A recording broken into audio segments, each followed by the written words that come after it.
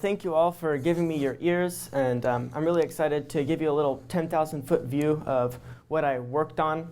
So I chose to deal with the question of the axiology of abortion, and I think that I owe you an explanation of what axiology is. So axiology, or the axiological question of abortion, is distinct from the ethical question of abortion. So my paper didn't ask, is abortion right or wrong? But rather, should we hope that abortion turns out to be right or wrong? Or would the world be better if fetuses do turn out to have rights? So to do this, I engaged with a paper by Perry Hendricks, where he argued that even though he believes, in fact, that fetuses do have rights, he says that this is bad.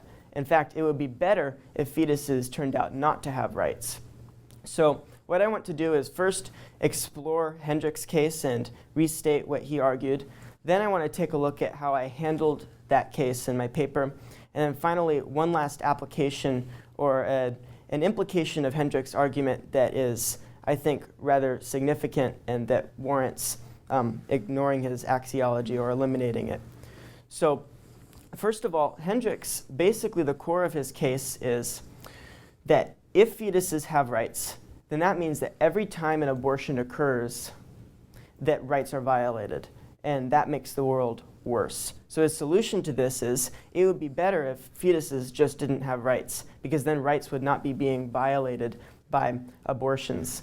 And he applies this in a couple of different ways. He says it's better for the woman who has an abortion, because that means that she's not actually violating another being's rights. He says that it's better for the fetus itself, because it's not having its rights violated.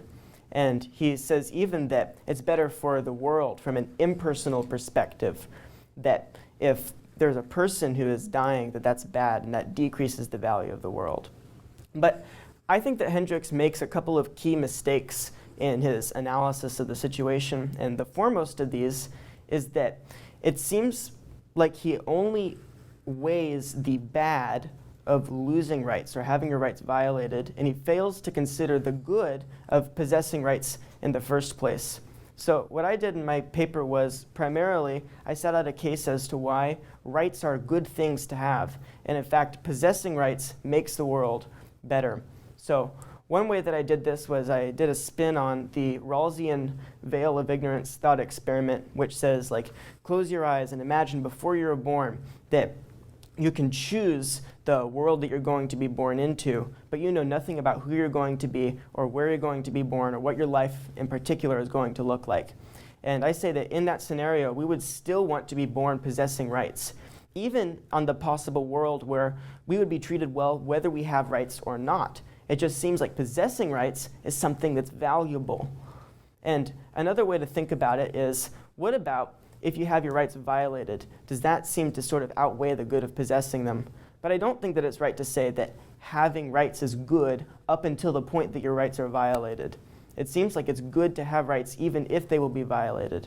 So I gave an example of like a house that has a lot of plates inside of it, and then a reckless child playing ball happens to knock half of the plates off of the shelves and they break. And say you're interested in knowing whether those were real china plates or if they were just worthless fakes. And sure, if they were real china plates, then more value is lost when they're broken, but that's only because the house possessed more value in the first place. So it doesn't make sense to say we should hope that the plates were fake, because after all, you still have half of the plates left. So finally, there's one last implication of Hendricks' case that I think is pretty significant and that reveals something about the axiology of rights in general. And that is that he has this uncomfortable conclusion that it would also be better if Africans and Jews did not possess rights, because then no rights would have been violated by slavery or by the Holocaust.